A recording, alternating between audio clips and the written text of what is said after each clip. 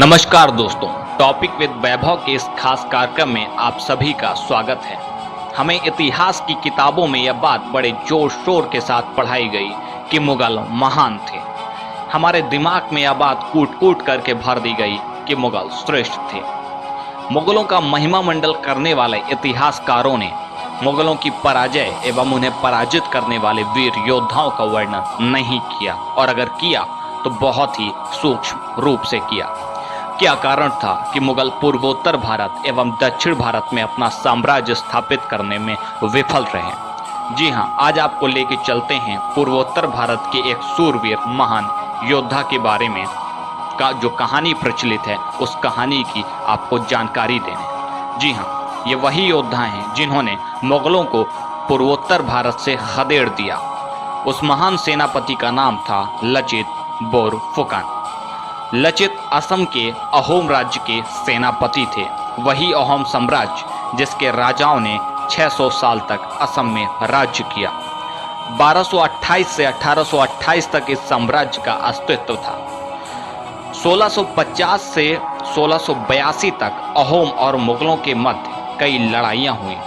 लचित के पिता मोमोई बार बरुआ के दौर में मुगलों ने हमला किया था, जब जहांगीर और उसके बाद शाहजहां ने असम में कब्जे के लिए फौजें भेजी थीं, लेकिन मोमोई बार बरुआ के पराक्रम के चलते मुगल विफल रहे।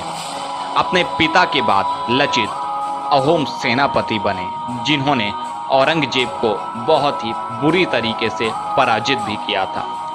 लचित एक महान नेतृत्वकर्ता थे। लचित के समय में ही दिल्ली की गद्दी में औरंगजेब बैठा था, जिसने पूर्वोत्तर की ओर कूच करने के लिए सेना भेजी थी। मुगलों ने एक के बाद एक गुवाहाटी, पांडु, कजली की चौकियों पर कब्जा कर लिया। औरंगजेब चाहता था कि उसका साम्राज्य संपूर्ण भारत में फैल जाए। जब औरंगजेब की सेना गुवाहाटी तक आ गई, तब अहोम राजा चक्रध्वज सिंह ने एक सभा बुलाई और उस बैठक में दुश्मन सेना के बारे में अपने मंत्रियों के साथ विचार विमर्श किया, जिसमें कहा कि दुश्मन सेना हमारे पड़ोस तक आ चुकी है। ऐसे में दुश्मन सेनापति शहीद फिरोज एवं शहीद सना को कैसे रोका जाए? तब उस सभा में लचित बोरफुकन को मुगल सेना के खिलाफ सेना का नेतृत्व करने के लिए चुन लिया गया। लचित के नेतृत्व में अहोम ने फिर से कई इलाकों पर, कई चौकियों पर कब्जा कर लिया।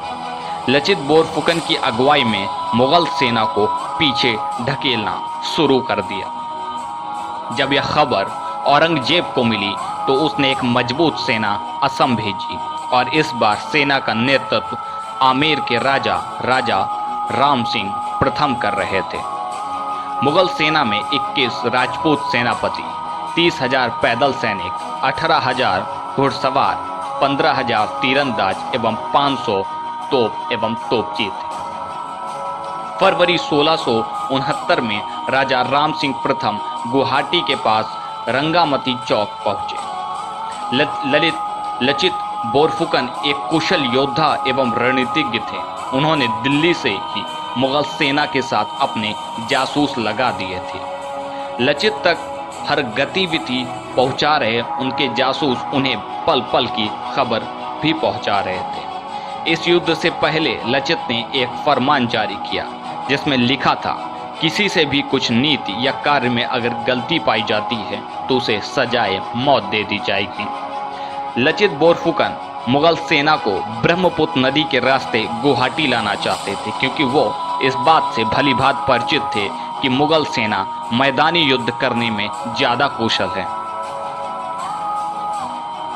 जिसके लिए उन्होंने ब्रह्मपुत्र के उत्तरी तट पर मिट्टी की दीवार बनाने की जिम्मेदारी अपने मामा को दी, और वह दीवार तय समय में नहीं बन पाई, जिससे नाराज होकर लचित ने अपने मामा को मृत्युदंड दे दिया, जो फरमान में साफ साफ कहा गया था।